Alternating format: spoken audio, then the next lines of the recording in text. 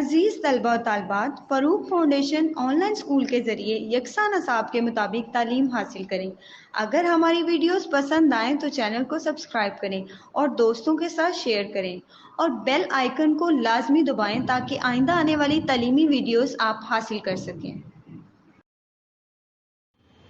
बिस्मिल्लाहिर्रहमानिर्रहीम। अस्सलाम वालेकुम स्टूडेंट्स, कैसे हैं आप सब? उम्मीद है आप सब खैरियत से होंगे। बच्चों, ऑनलाइन स्कूल से आप मुकम्मल तालीम हासिल करके बोर्ड का इम्तिहान बराए जमात नाहम और दहम बेहतर तौर पर पास कर सकते हैं। आप अपनी उम्र और तालीम के मुताबिक मज़ीद तालीम हासिल करें। वालिदैन से फ़ोन या कंप्यूटर पर हमारी वीडियोज़ के ज़रिए तालीम हासिल करने की दरख्वास्त करें। रोज़ाना 1 से 2 घंटे ऑनलाइन पढ़ाई करें और जब आप स्कूल जाएंगे तो आपको मज़ीद किसी मदद की ज़रूरत नहीं होगी। इस तरह पढ़ाई करके अपना वक़्त और वालिदैन के अखराजात में बचत कर सकते हैं। ऑनलाइन स्कूल की कोई फ़ीस नहीं है। आप ज़ूम पर भी क्लासेस का फ़ायदा उठा सकेंगे। हर मज़मून की मुकम्मल तालीमी वीडियोज़ मौजूद हैं। स्टूडेंट्स, हमारी लास्ट जो लेक्चर था, जो वीडियो लेक्चर दिया गया था आपको, उसके अंदर हमने अपना यूनिट नंबर 1 कंप्लीट कर लिया था। उस यूनिट नंबर 1 में जो हमने पुरानी वीडियोस, पिछली वीडियोस में जो हमने स्टडी किया वो इंट्रोडक्शन टू प्रोग्रामिंग से रिलेट था, जिसके अंदर हमने प्रोग्रामिंग इन्वायरमेंट के बारे में पढ़ा। प्रोग्रामिंग इन्वायरमेंट में जो फर्स्ट वन था वो इंटीग्रेटेड डेवलपमेंट इन्वायरमेंट, जिसकी शॉर्ट फॉर्म IDE बनती है, उसके बारे में हमने रीड आउट किया। फिर हमने टेक्स्ट एडिटर को पढ़ा। टेक्स्ट एडिटर पढ़ने के बाद हमने कंपाइलर की डेफिनेशन पढ़ी। उसके बाद हमने प्रोग्रामिंग बेसिक्स की तरफ मूव किया। प्रोग्रामिंग बेसिक्स में reserve words, structure of a C program, purpose and syntax of commands in C programs. Next, we will move forward towards Article 1.3 that was related with constants and variables, जो कि constants और variables से मुतल्लिक था। हमने constants की definition की, हमने variables की definition को पढ़ा, हमने variable की data types पढ़ी, हमने variable का नाम कैसे दिया जाता है उसके rules पढ़े थे। फिर हमने वेरिएबल को डिक्लेयर कैसे करते हैं और वेरिएबल को इनिशियलाइज कैसे करते हैं, हमने इसके बारे में एक कंप्लीट स्टडी की। तो आज के टॉपिक में, आज की वीडियोस में हम उस पूरे यूनिट की एक समरी को रिवाइज कर रहे हैं। तो आइए मूव करते हैं पहले यूनिट की समरी की तरफ। फर्स्ट पॉइंट जो हमने सबसे पहले पढ़ा था स्टूडेंट, वो हमारा पॉइंट था computers need to be fed a series of instructions, यानी कंप्यूटर को एक हदायत का जो सेट है वो लगातार दी जाती हैं। वो हदायत कौन देता है? ह्यूमंस देते हैं, by humans, which tell them, जो बताते हैं how to perform a particular task, यानी उन हदायत में ये बताया जाता है कि एक ख़ास काम कैसे करना है। These series of instructions are known as computer program और सॉफ्टवेयर। स्टूडेंट, हम ये इस यूनिट में पढ़ चुके हैं, पढ़ा हमने पहले कि इन हदायत का जो मजमुआ होता है, जो सीरीज़ होती है, उसको कंप्यूटर प्रोग्राम कहते हैं या सॉफ्टवेयर कहते हैं। ये हमारा पहला पॉइंट था जो हमने सबसे पहले इस यूनिट में पढ़ा था। The second step is the process of feeding or storing the instructions in the computer is known as computer programming। हमने सेकेंड वन पे कंप्यूटर प्रोग्रामिंग की डेफिनेशन की थी कि वो क्या आती है, the process of feeding or storing the instructions, यानी उन इंस्ट्रक्शंस को कंप्यूटर को देना और स्टोर करना क्या कहलाता है? Computer programming. And the person who knows how to write a computer program correctly is known as a programmer, और यानी जो ये काम सही तरीके से अंजाम देता है, प्रोग्राम लिखता है, उसको प्रोग्रामर कहते हैं। तो ये हमारा दूसरा पॉइंट था। Third point is computer programs are written in languages called programming languages.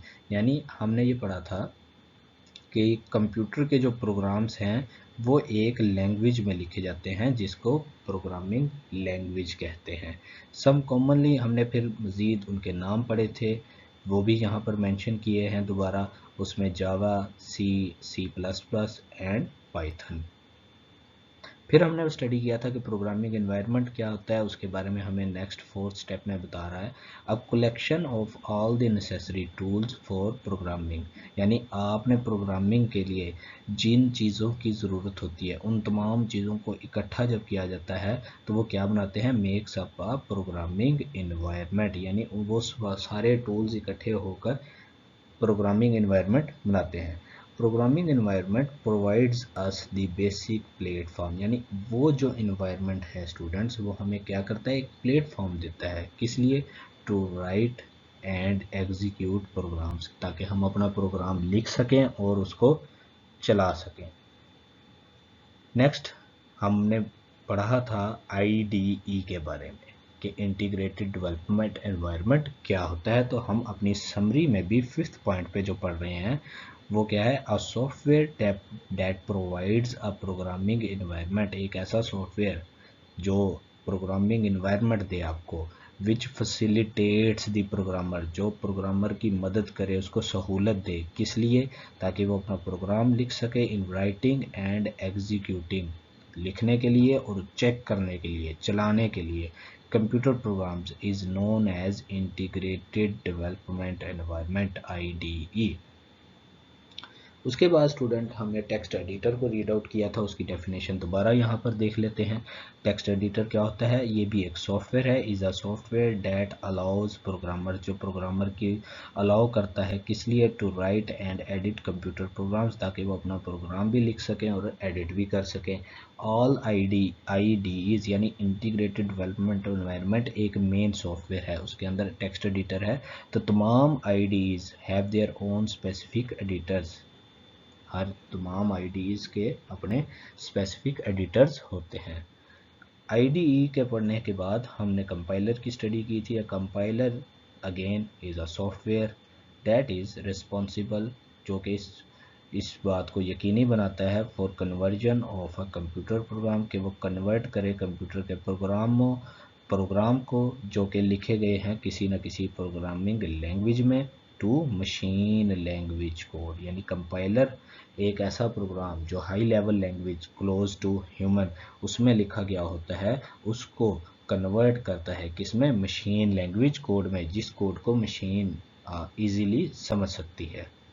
Every programming language has some primitive building blocks. हमने तब पढ़ा था कंपाइलर पढ़ने के बाद कि हर प्रोग्राम को लिखने के कुछ ग्रामेटिकल रूल्स होते हैं, बिल्डिंग ब्लॉक्स होते हैं, and follows some grammar rules known as syntax. यानी आपने किसी भी प्रोग्रामिंग लैंग्वेज में कोई प्रोग्राम लिखना है तो आप कोई ग्रामेटिकल रूल्स, बिल्डिंग ब्लॉक्स को फॉलो करते हैं और उसको सिंटैक्स कहते हैं। Every programming language has a list of words that are predefined. हर प्रोग्रामिंग लैंग्वेज में कुछ ऐसे वर्ड्स होते हैं जिनकी डेफिनेशन, जिनका मकसद, जिनकी मायने पहले से ही कंप्यूटर साइंटिस्ट की जो है वो बयान कर देता है। Each word has its specific meaning already known to the compiler, और उस मतलब को कंपाइलर पहले से ही जानता है। These words are known as reserve words. Students हमने पढ़ा था कि उन वर्ड्स को रिजर्व वर्ड्स कहते हैं और रिजर्व वर्ड्स का दूसरा नाम की वर्ड्स है। आज फिर हमने अपनी जो समरी है इस यूनिट की उसमें दोबारा इन बातों को दोहरा रहे हैं, रिपीट कर रहे हैं। ये हम सारा कुछ अपने इस यूनिट की जो वीडियोस हैं उसके अंदर हमने डिटेल से हर चीज़ के बारे में पढ़ा है। जैसे कि रिजर्व वर्ड्स के बारे में हमने पढ़ा था कि सी लैंग्वेज में 32 की वर्ड्स होते हैं, रिजर्व वर्ड्स होते हैं, और उनके मीनिंग्स पहले से ही बयान कर दिए गए हैं। मूव करते हैं हम अपने अगले पॉइंट की तरफ। A program is divided into 3 parts. हमने पढ़ा था कि जो प्रोग्राम है वो 3 हिस्सों पर मुश्तमिल है। पहला header section is the part where header files are included, यानी हेडर सेक्शन में आप हेडर फाइल्स को इंक्लूड करते हैं। Then main section corresponds to the main function, जहाँ पर आप मेन फंक्शन जो होता है उसको बयान करते हैं।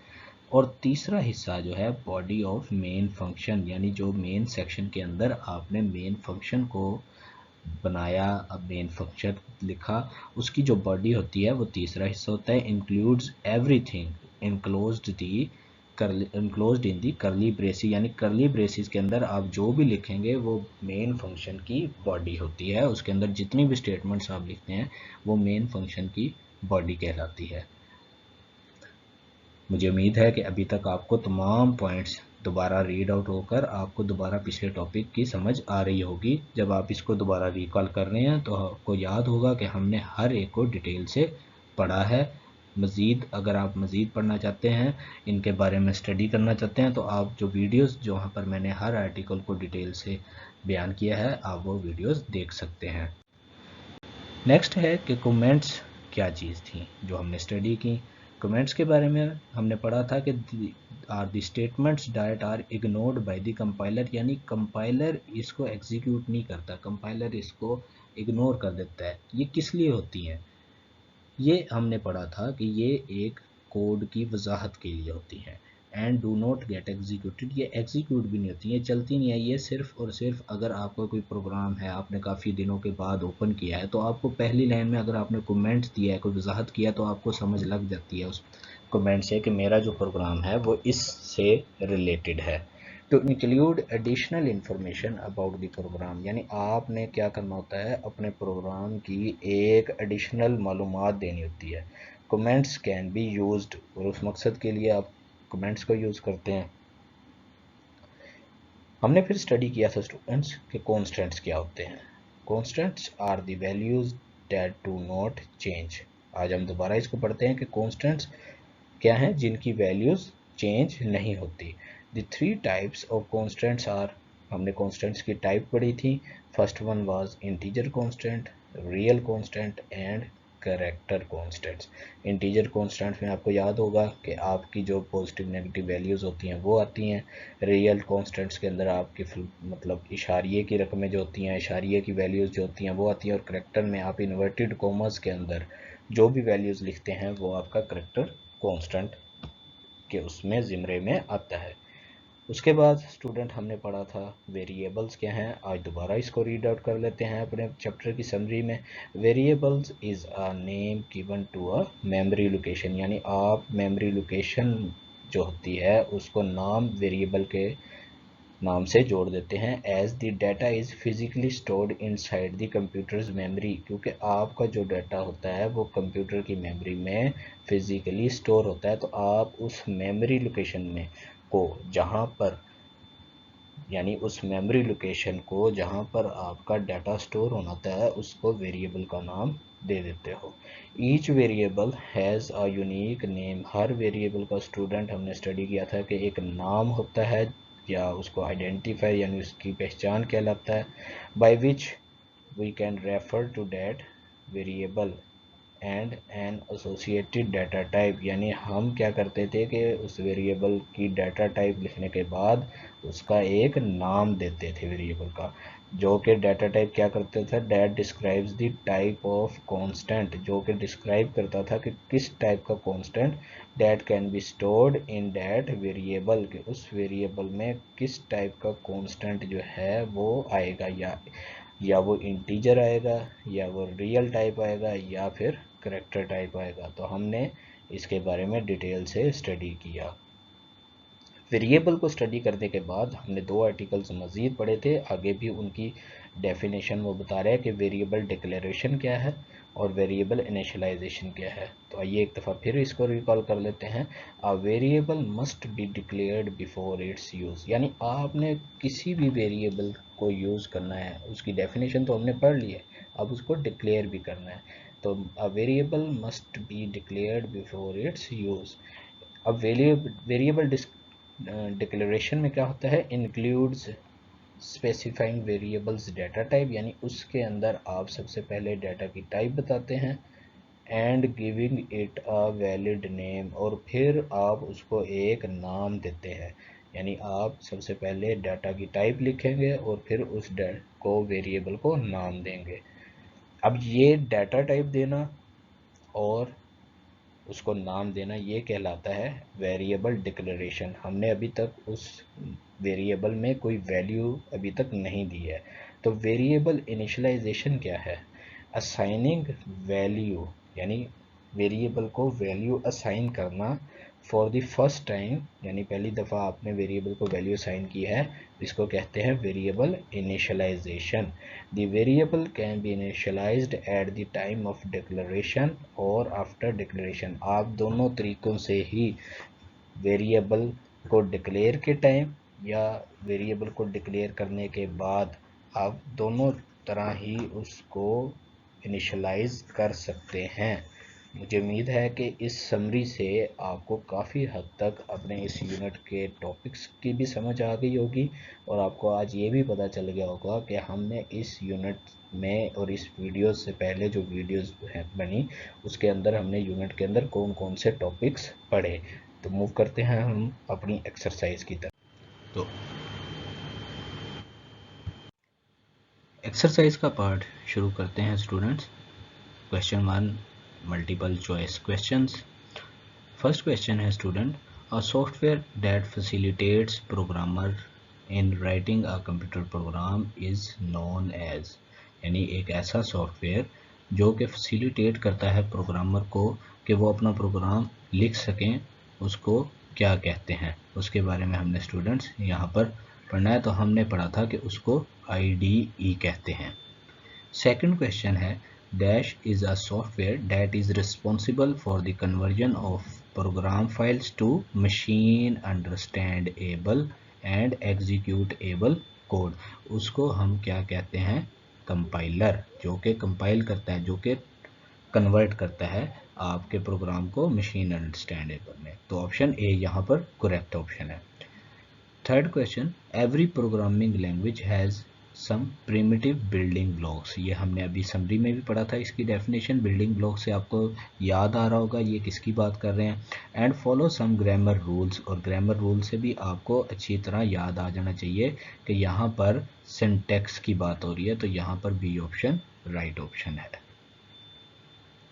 अ list of words that are predefined, यानी इससे आपको याद होना चाहिए कि ये जो क्वेश्चन है ये किससे रिलेट है। That are predefined and must not be used by the programmer to name his own variables are known as reserve words. यहाँ पर ऑप्शन क्वेश्चन नंबर 4 में ऑप्शन डी राइट ऑप्शन है। Question number 5 में include statements are written in header section, यहाँ पर option A. Question number 6, dash are added in the source code for further explain. मैंने आपको बताया था कि जिस चीज़ का इस्तेमाल किया जाए एक्सप्लेनेशन के लिए और वो एग्जीक्यूटेबल भी ना हो तो हम उसको क्या कहते हैं? The techniques and algorithm used by the programmer, option C comments. तो क्वेश्चन नंबर 6 में 6th ऑप्शन ठीक है। 7th question, dash are the values that do not change during the whole execution of the program. जो value change नहीं होती, हमने उसके बारे में पढ़ा था, उनको कांस्टेंट कहते हैं। अ float uses dash bytes of memory. Float और स्टूडेंट्स इंट का जो हमने कांस्टेंट के बारे में पढ़ा था, जो हमने वेरिएबल्स की टाइप्स पढ़ी थी, एक इंटीजर और फ्लोट, ये 4 बाइट्स ऑफ मेमोरी यूज़ करते हैं। और जो करैक्टर टाइप है वो 1 बाइट ऑफ मेमोरी का इस्तेमाल करते हैं। फॉर इनिशियलाइजिंग अ वेरिएबल, जब हम डिक्लेरेशन के बाद वेरिएबल को डिक्लेयर करने के बाद जब उसको वैल्यू देते हैं, इनिशियलाइज करते हैं, वी यूज़ डैश ऑपरेटर। तो हम इज़ इक्वल टू का ऑपरेटर यूज़ करते हैं। तो 9th क्वेश्चन में ऑप्शन नंबर बी ठीक है। मूव करते हैं अपने 10th क्वेश्चन की तरफ। Dash can be thought of as a container, कि एक कौन सी ऐसी चीज़ है जिसको कंटेनर समझा जा सकता है, किस लिए? टू स्टोर कॉन्स्टेंट्स, कि वो अपने अंदर कॉन्स्टेंट्स को स्टोर कर ले। तो यहाँ पर ऑप्शन सी जिसका नाम है variable is the right option. Question number 2 is related with true और फॉल्स। तो आइए मूव करते हैं ट्रू और false. An IDE combines text editors, libraries, compilers and debuggers in a single interface। यानी एक IDE क्या करता है अपने अंदर, टेक्स्ट एडिटर होता है, लाइब्रेरीज होती हैं, कंपाइलर्स होता है, डिबगर्स होते हैं। तो ऑप्शन यहाँ पर हमें क्या पूछा जा रहा है कि ये स्टेटमेंट ट्रू है फॉल्स, तो ये स्टूडेंट ट्रू है। Computers require the conversion of the code written in program file. यानी कंप्यूटर्स की किस लिए ज़रूरत होती है कि वो कोड जो कि लिखे गए होते हैं, conversion of the code written in program file to machine language in order to execute it. तो ये भी true option. Column is a reserve word in C programming language, ये फॉल्स है। अगर आप लिस्ट को देखें तो उसके अंदर कॉलम रिजर्व वर्ड्स काउंट नहीं होता, तो थर्ड वन हमारा फॉल्स स्टेटमेंट है। Fourth one, comment goes here is a valid comment. Student हमने रीड किया था कि जो सिंगल लाइन कमेंट्स होते हैं वो डबल फॉरवर्ड स्लैश से होते हैं, और मल्टी लाइन के जो कमेंट होते हैं वो हमारे फॉरवर्ड स्लैश और स्टैरिक से शुरू होते हैं। तो इस स्टेटमेंट को अगर आप गौर करें तो ये फॉल्स स्टेटमेंट है। Float can store a real number up to 6 digits of precise. यानी जो इशारिये का जो है वो फ्लोट अपने अंदर 6 डिजिट्स तक वैल्यू को स्टोर कर सकता है, तो ये true. Next question number 3 students, definition पूछी गई है। IDE, compiler, reserve words, main section of a program, character data type. तो ये हमने डिटेल में स्टडी किया है। मुझे उम्मीद है कि आप क्वेश्चन नंबर 3 को खुद से रीड आउट करेंगे और इसको सॉल्व करेंगे। आज समरी में भी हमने इन 5 क्वेश्चन जो हैं, 5 डेफिनेशन जो पूछी गई हैं, इनको डिटेल से दोबारा रीड आउट किया है। क्वेश्चन नंबर 4 में भी इसी से रिलेट क्वेश्चंस हैं, वो इंशाल्लाह मुझे उम्मीद है कि आप इन तमाम क्वेश्चंस को अच्छी तरह सॉल्व आउट कर लेंगे। यहाँ पर मैं आपको क्वेश्चन नंबर 5 भी सॉल्व करवा देता हूँ, जो कि मैच दी कॉलम्स है।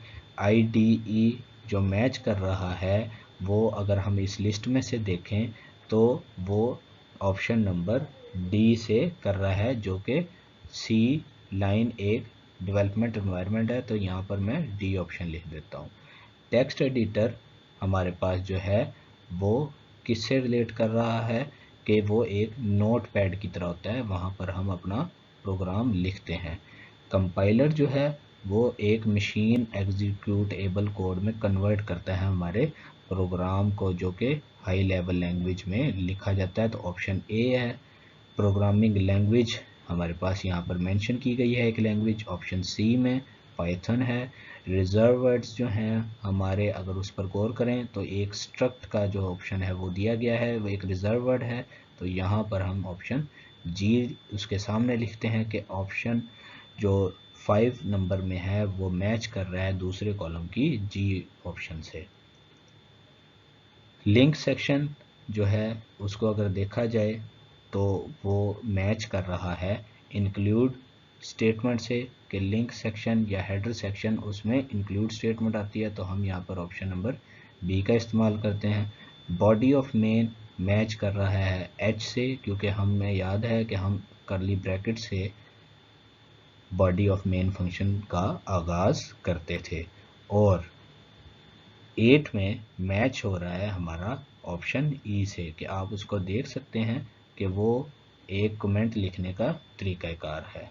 मुझे उम्मीद है कि आपको इन एक्सरसाइज की अच्छी तरह समझ आ रही होगी और आप इसको सॉल्व भी कर लेंगे। नेक्स्ट हमारे पास 2 प्रोग्राम की एक्सरसाइज हैं। With the help of your teacher open the IDE installed on your lab computer for writing C program। Students आपने ये एक प्रोग्राम लिखना है एक IDE में, जो आपकी बुक में भी दिखाया गया है, जो कि कोड ब्लॉक्स जिसका नाम है। आप उनको यूज़ करते हुए एक प्रोग्राम लिखेंगे, और जब आप इस प्रोग्राम को चलाएंगे तो आपको ये प्रोग्राम का मैसेज लिखा हुआ आएगा, वेलकम टू C लैंग्वेज। दूसरी एक्सरसाइज जो स्टूडेंट्स है कि आपने एक प्रोग्राम लिखना है डैट डिक्लेयर वेरिएबल्स। आप वो वेरिएबल डिक्लेयर करना है किस ऑफ अप्रोप्रिएट डाटा टाइप, यानी उनकी टाइप ठीक होनी चाहिए। किस लिए? To store the personal data about your best friends. अब उस डाटा में क्या है, initial letter of his name के उसके नाम का पहला लेटर कौन सा है, initial letter of his gender का पहला लेटर कौन सा है, हिज एज उसकी उम्र क्या है, हिज हाइट। तो आपने इन चारों सवालात जो पूछे गए हैं, जो 4 चीज़ें जो आपने एक प्रोग्राम में बतानी है, इसके लिए आपने करेक्ट डाटा टाइप लिखनी है। मुझे उम्मीद है कि आपको आज के टॉपिक्स की समझ भी आ गई होगी। हमने समरी का इसमें पढ़ा, हमने एक्सरसाइज की, उसमें से कुछ सवालात ऐसे थे जिनको हमने पुरानी वीडियोस में, पिछली वीडियोस में हमने अच्छी तरह रीड आउट किया, डिटेल से रीड आउट किया। और ये एक्सरसाइज जो है, जो इस वक्त आपके सामने प्रोग्रामिंग एक्सरसाइज है, ये मुझे उम्मीद है कि आप अपने लैपटॉप पर, अपने कंप्यूटर पर ये एक्सरसाइज कर लेंगे। नेक्स्ट टॉपिक्स में हम इंशाल्लाह खुद से भी इन एक्सरसाइज को करने के बारे में देखेंगे, सीखेंगे कि एक्सरसाइजेज कैसे सॉल्व होती हैं। नेक्स्ट टॉपिक्स के लिए, नेक्स्ट लेक्चर्स के लिए अपना ख्याल रखिएगा। अल्लाह हाफिज़।